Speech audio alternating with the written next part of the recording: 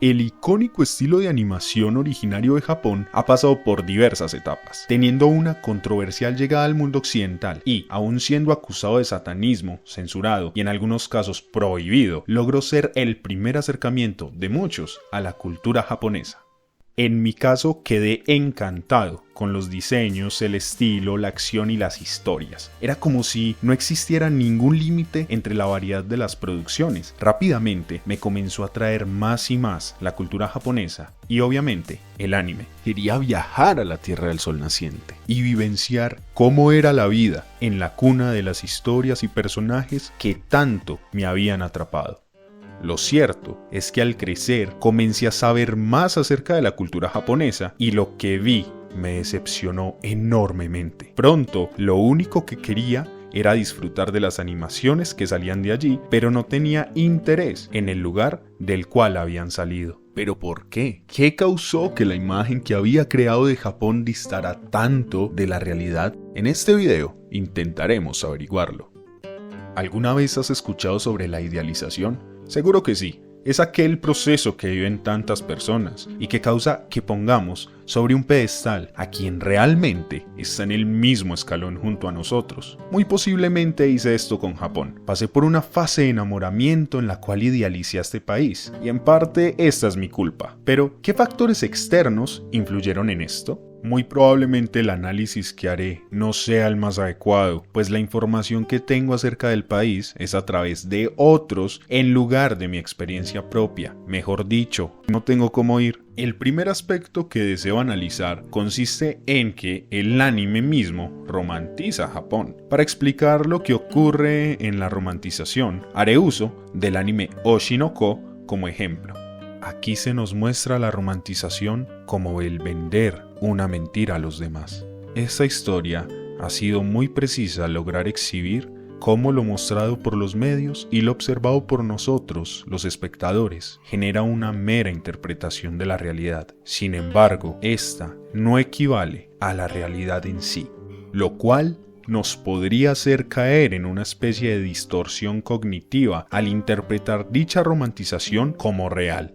Podemos apreciar un claro ejemplo de idealización en los animes de romance. Sí, aquel género tan fuerte y querido por muchos no es más que un cúmulo de historias que suceden en la ficción, pues en la realidad el 40% de jóvenes entre 20 y 30 años no están interesados en el amor, solo en ser exitosos. Desconozco si el 60% restante goza de una relación estable y sana, pero indudablemente lograr este tipo de vínculo requiere tiempo, y eso es algo que muchos de los japoneses no tienen. No es mi intención culpar a los japoneses de ningún crimen, pues el anime es un producto de ficción. Ellos no son culpables de lo que lleguemos a interpretar como real. Aún así, me ha llegado a sorprender bastante lo mucho que distan estas historias de la realidad. Desde mi punto de vista existen dos posibles explicaciones sobre el porqué de esta brecha. Una se explica a través del proceso de la sublimación y la otra a través de la proyección.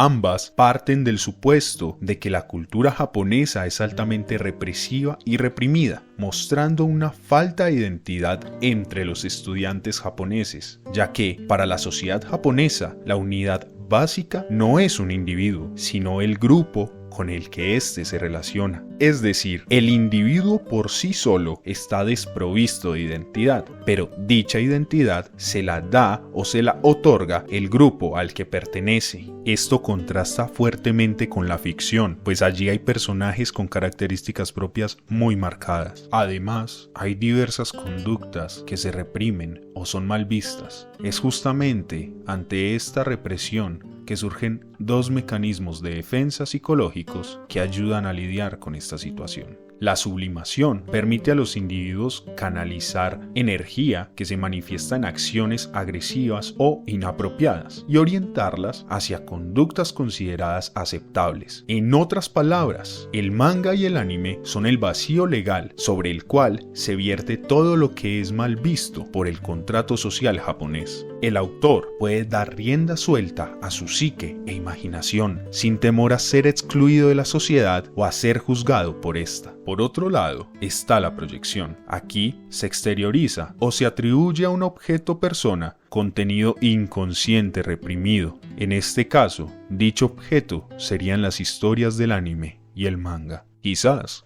no se dé ninguno de estos procesos. Puede que solo se dé uno, puede que se den ambos, o puede que el autor sublime y el espectador proyecte.